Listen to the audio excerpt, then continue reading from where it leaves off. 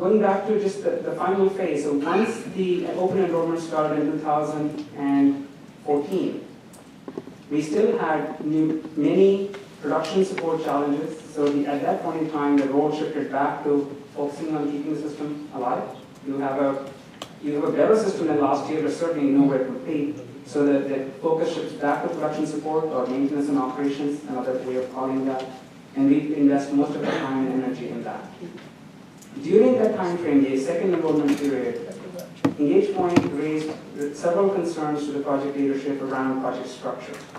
We repeatedly stated that without proper enforcement of design, without proper enforcement of architecture, having all these parallel teams working with independent, we will never end up at a working vehicle.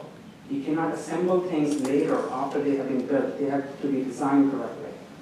We were unable to reach consensus with DHS leadership on how to organize the project structurally, and we proposed that if the project cannot be fixed, we should be allowed to leave the project. Net result of those conversations was that we were asked to, when our contract expired, and at the end of 2014, neither side had an appetite to renew it. And we exited the project. Say that again, neither what? Say that again a little slower. What did you say, neither what? At the end of that. At the end of 2014, our contract expired. Our contract was set to expire 2014. From October to December 2014, we raised numerous concerns around the project structure. We raised concerns around the fact that parallel teams working in silos were not lead to an integrated solution. And we were not able to achieve a degree of consensus with DHS on how to organize the project. So we offered to leave the project at the end of the year, and that led to, when the contract expired, neither party wanted to renew it, so we let our contract expire, and so did DHS. We did offer, and we were allowed to do a proper transition at the end of December, so that all the resident knowledge in our team could be transferred over to someone else, because you cannot continue forward without all the integration experience and integration knowledge.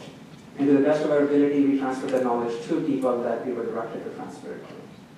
So in summary, what I want to state here is, we are very proud of the work we have done for the citizens of Arkansas, particularly given the circumstances that were presented to us, and particularly given the mantle that was given to us of don't let us down. So it is somewhat painful to be now characterized as a lead IT vendor that has had performance issues. That was not the discussion or the dialogue we encountered while we were on the project. I've already covered the release dates. The only thing that I want you to take away is that there were periods when releases got done, and there were periods when releases didn't get done. But they can be attributed primarily, in our opinion, to how the project was structured.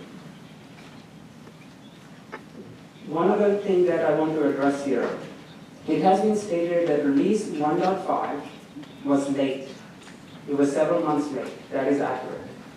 What has not been stated is that we were given the responsibility of getting release 1.5 done in summer of 2014, after it had already been several months late. What has also not been stated is that 17 change orders were applied to this release after we took it over, from June to December. However, despite all those change orders being approved by DHS, we delivered release 1.5 in November, and it was put into production in December at a time being selected by DHS. So while it is true that release 1.5 was late, we were asked to solve the problem. We were not the root cause of that problem.